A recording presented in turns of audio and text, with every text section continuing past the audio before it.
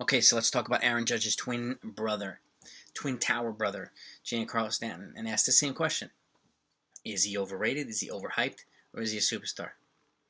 I'm going to go over his stats from 2016 to today.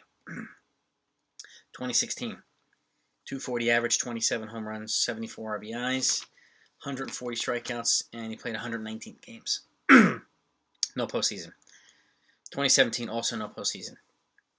281 average, 59 home runs, 132 ribbies, excuse me, 163 Ks, and in 159 games. That was the year he won his MVP. It was also the same year that Judge hit his 52 home runs. Judge's first full rookie year. 2018. Okay, he's now with the Yanks. 266 average, 38 home runs, 100 RBIs, 211 Ks, and 158 games played. Postseason stats, 238 average, 1 home run, 2 RBIs, 7 strikeouts. 2019, 288 average, 3 home runs, 13 RBIs, 24 strikeouts in 18 games in an obviously injury-riddled season. Postseason, 231 average, 1 home run, 2 RBIs, and 5 strikeouts. Last year, 2020. 250 average, another injury-riddled season, 4 home runs, 11 RBIs, 27 Ks, 23 games. Okay, not even half the games. Postseason, he was money. That's when he got healthy and he got on fire. 308 average, 6 home runs, 13 RBIs, and 10 Ks. He carried the offense. Basically carried the whole team through the postseason last year. And then this year so far, 260 average. Now he's got 18 home runs and I think 56 RBIs after his home run last night, and 111 strikeouts. So where are we at? I mean, those are the stats for GIANCARLO Stanton, okay? And not that dissimilar from Aaron Judge. Big patches of missed games, production when healthy, high strikeout totals. One of the major differences between his strikeout totals and Judge's strikeout totals is that Stanton swings at a lot more pitches way outside the zone, and he looks clueless sometimes, a lot more than Judge does. But nevertheless, another power hitter with elite stats when he's healthy and producing.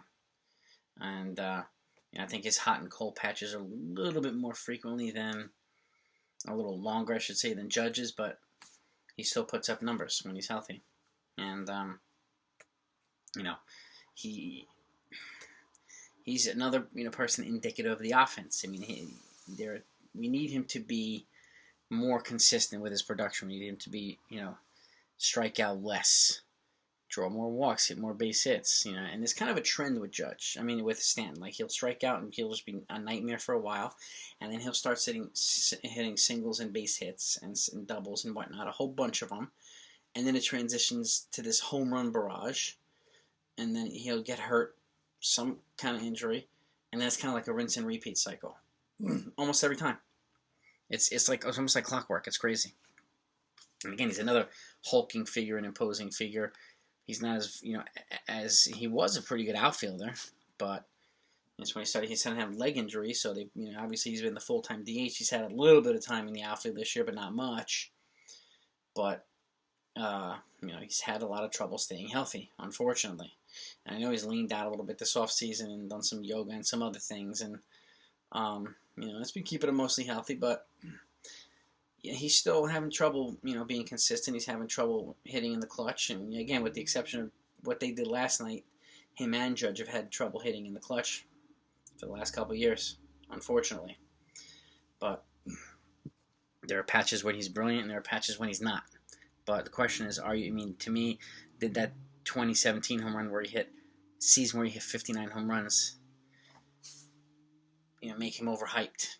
And I think so, because anytime you have a season like that, expectations for players go through the roof. And people think, oh my God, he's going to hit 40 or 50 every year now for 10 years. Like, it's not that easy to do.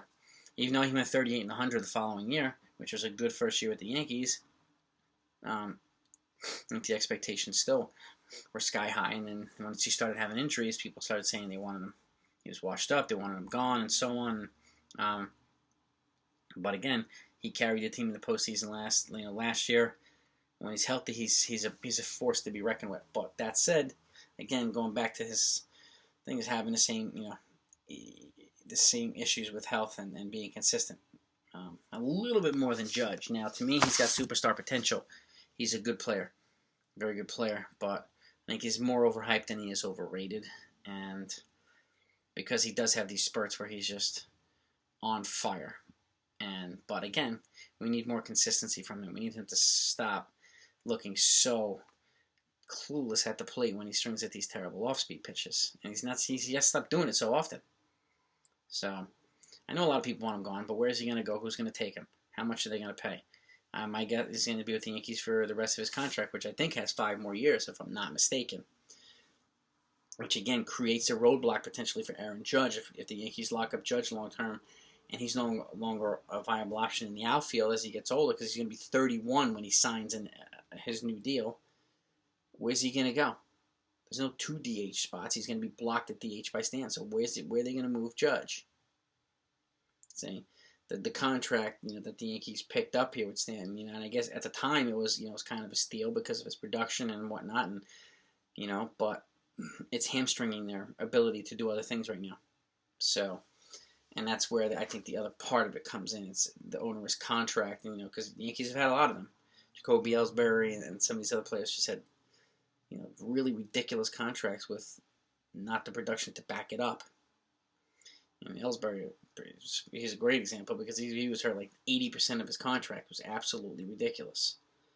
Lee Stanton's not that much, but he's still hurt a fair amount. And he has some kind of issue almost every year, unfortunately. So, what do you think? What's your take on Stanton? And he's a good clubhouse guy. He's a good player. He takes the heat, too.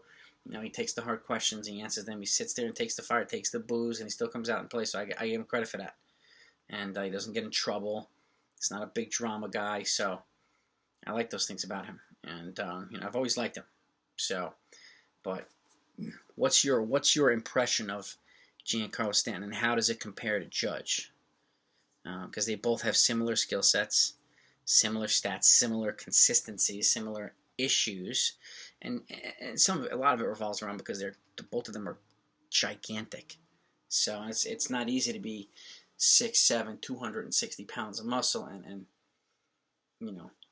being playing baseball and just staying healthy. It's just it's hard to do. It's really hard to do. So and I get it, but it's not. We can't shrink them. So what the hell? What are they going to do? But what's your take on Stanton? Would you keep him around? If they didn't sign Judge next offseason, then he becomes that much more valuable. So, I think the Yankees have to make a decision after next season. So, maybe even before that. But, I just don't know any team that's going to take his contract without the Yankees. You have to eat a whole chunk of it. And I'd hate for him to go somewhere else and become a Yankee killer. Just, Jay Buhner of the Yankees, like he did when he left to Seattle, and he just started killing the Yankees. So, but let me know what you think.